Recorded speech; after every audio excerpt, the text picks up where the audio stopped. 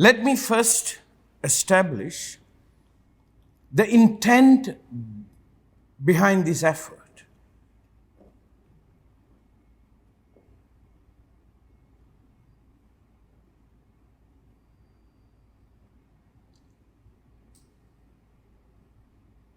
The base in which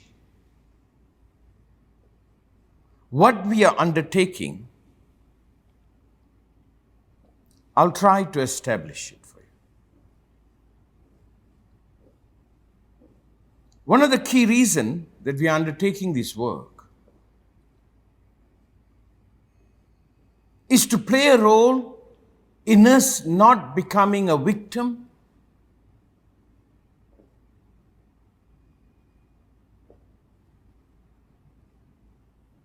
of being subjected to intention and motive that one hasn't agreed to. If you watch the world, if you watch the condition of the world, yes, there are many beautiful things, many things have progressed forward. But we also see there are many things that we are made to agree or participate, which we probably did not consciously decided to participate. As our civilization progresses, as we become richer, and almost everybody is pursuing a better life to become richer, we many times accidentally support poverty too. Sometimes in the name of our freedom, we may participate in oppression. So the whole motive behind this effort, which is part of the peace effort, it is to play a role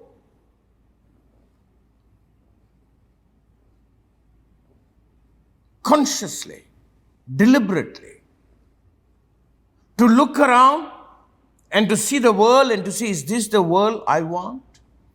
Is this the world I am participating to make? Sometimes we see war, we see famine, we see oppression, we see racism, we see poverty. We are asking ourselves the question, am I participating in making this happen? Or am I one of the forces that participate in preventing and undoing this? So the motive behind this effort is not about to preach to you. It is about to bring about an awakening that one can truly participate in the kind of world we want to live by.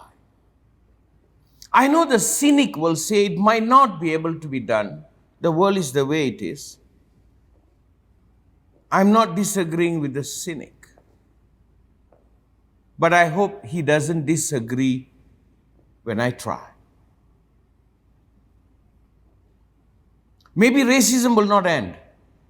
Maybe the rich will get rich, the poor will be poorer. Maybe. But that is not an excuse for me to put an effort. So the intent behind what we are doing, we are just doing what we can. I think that's the most moral thing we can do. Yes, there are powers beyond us. There are powers that might be controlling us. But I'm not denying my own power too, sir. So this is about an intention to empower humanity so that you and I deliberately participate, if not accidentally, we play into the game that has created such adverse conditions.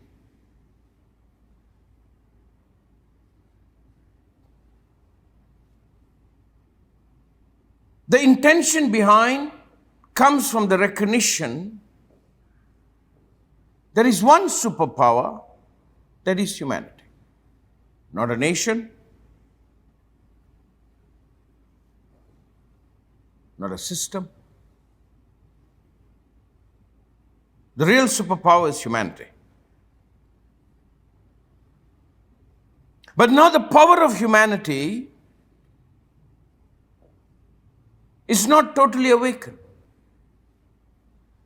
No matter how war is justified, I protest. In my day-to-day living, I'm asking myself, how am I participating in the eradication of violence, poverty?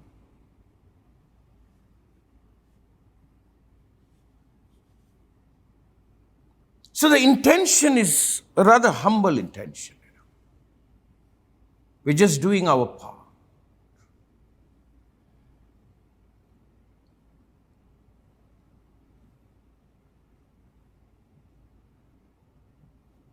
The intention behind the Institute of Higher Learning is an intention to wake consciousness, to become mindful, to rather become a bit meditative. Not about one's liberation alone, but it's about how I am actually effecting. The question is, am I effecting for peace, or am I accidentally effecting for the loss of peace? Am I acting in a way I'm upholding every human being's right, or am I acting in a way I'm supporting the loss of human right? Am I acting in a way there is gender equality?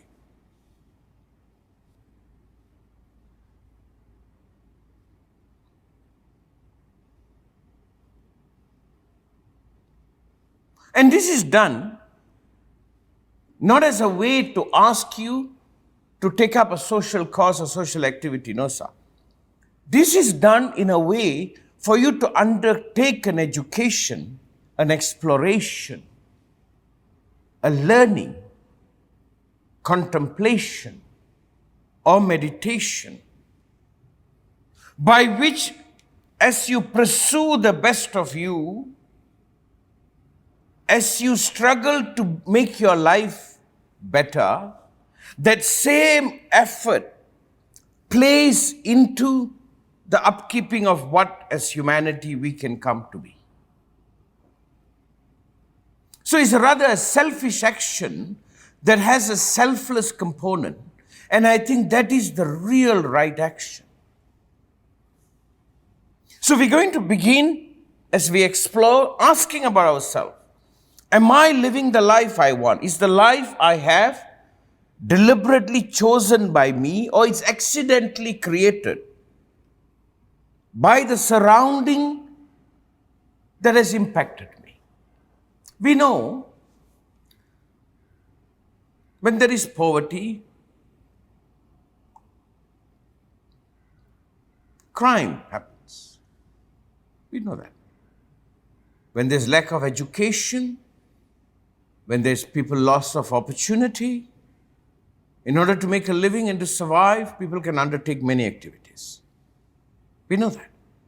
We know our surrounding impacts us. Then we are being shaped.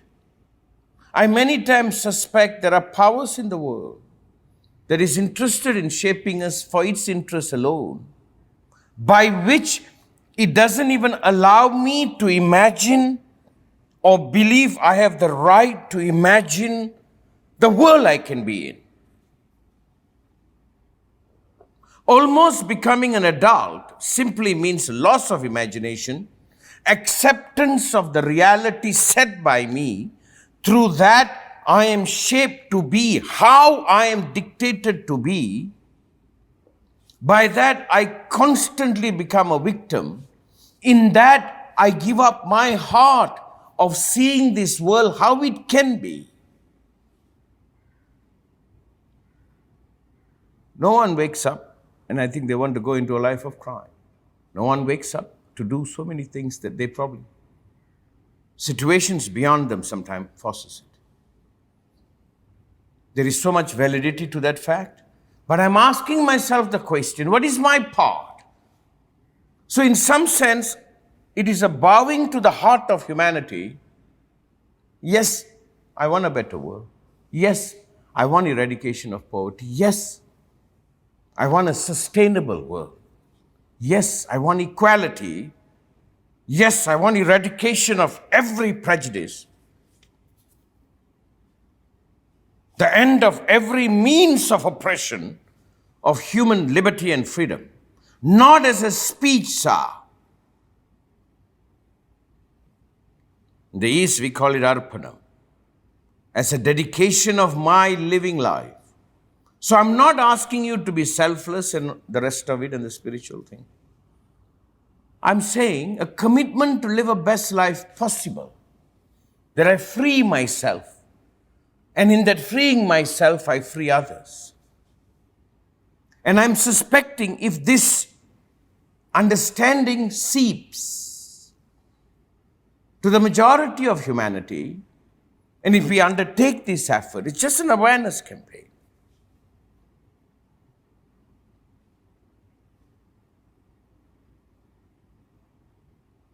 You see, the powerful people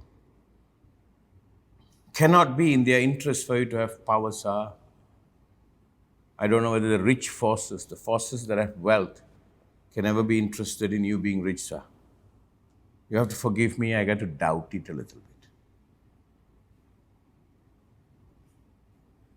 My suspicion, the world is the way it is, from our wars to our famine, to our poverty, to our inflation, to the situation we raise children and we send them into a workforce and they work for the rest of their life making someone rich while they are struggling to even stay afloat. I don't think it's accidental, sir.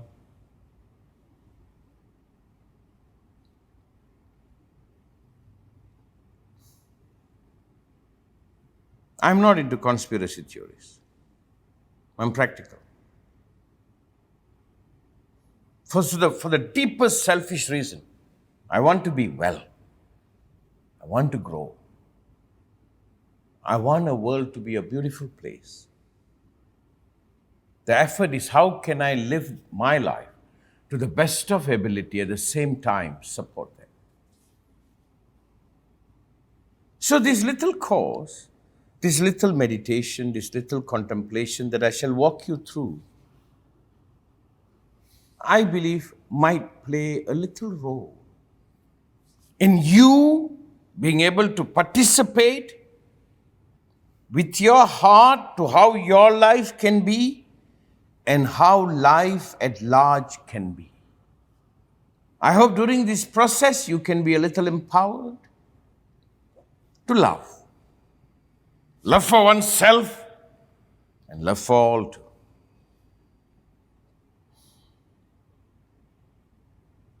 On the behalf of everybody you might affect, I welcome you to this little effort.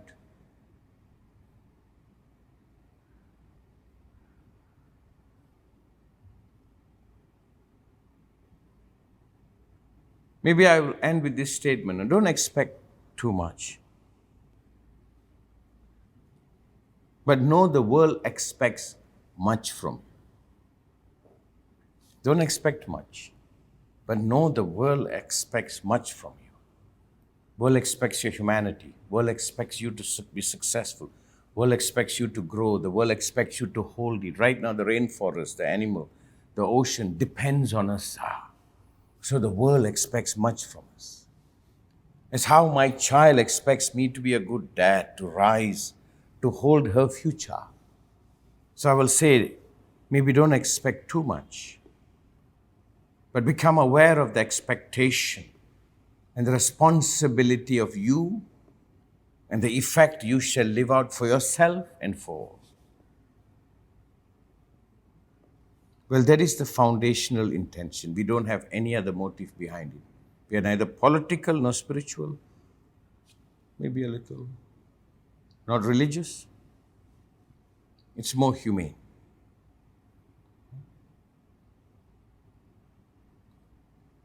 Like I often say,